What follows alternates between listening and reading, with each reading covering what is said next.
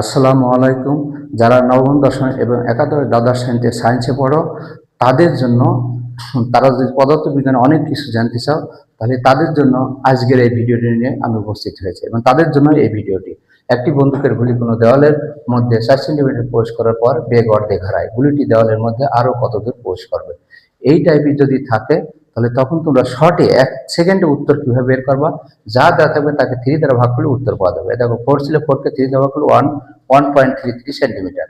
যদি এটা মিটারে চাই তাহলে মিটারকে আগে সেন্টিমিটারকে, মিটারে চাইলে সেন্টিমিটারকে মিটার করে নিতে হবে। তো সেন্টিমিটারকে মিটার করলে 100 দ্বারা ভাগ করতে হয়। 4 সেন্টিমিটারকে 100 দ্বারা ভাগ করলে 0.04 হয়। তাকে যদি 3 দ্বারা ভাগ করি 0.00133 মিটার। আবার যদি এখানে 5 থাকে, 5কে 3 দ্বারা ভাগ করলে 1.67 সেন্টিমিটার। যত থাকবে, যে সংখ্যায় থাক ওইটাকে 3 দ্বারা ভাগ করতে হবে। ভাগ করলেই তোমাদের অনায়াসে উত্তরটা পাওয়া যাবে। এছাড়াও অ্যানালাইসিস সহ যদি ভিডিও পাইতে চাও তাহলে অবশ্যই স্টাডি এইড MS মেথড এই চ্যানেলে সাবস্ক্রাইব করবা, লাইক কমেন্ট শেয়ার করবা, তাহলে সব কিছু পেয়ে যাবা। আসসালামু আলাইকুম।